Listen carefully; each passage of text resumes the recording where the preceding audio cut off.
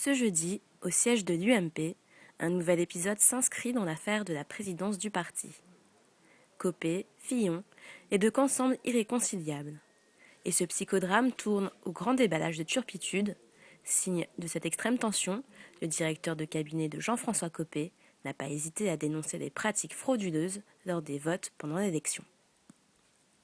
La COCOE indique dans son communiqué, c'est-à-dire publiquement pour la première fois, avoir des réserves très fortes pour 24 départements et territoires. Comment accepter les leçons de M.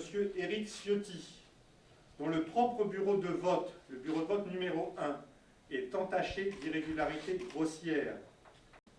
Voici les documents qui le prouvent, qu'il y a 128 enveloppes de trop par rapport au nombre de votants ayant émargé.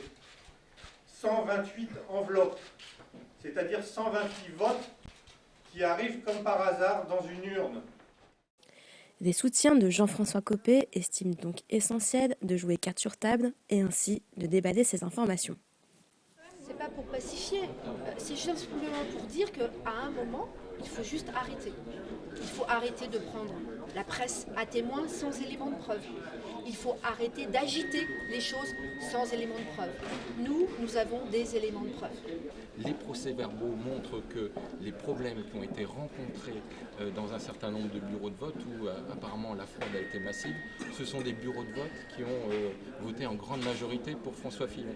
Donc l'annulation de ces bureaux de vote, comme en a fait la démonstration Jérôme Lavrieux tout à l'heure, eh bien, apportera un score plus important, une différence plus importante pour Jean-François Copé que ce qu'a prononcé la COCOE lundi soir dernier. Dans ce climat, l'ancien Premier ministre et fondateur de l'UMP, Alain Juppé, s'est dit prêt à diriger une instance collégiale pour examiner l'ensemble des résultats dans les 10 jours.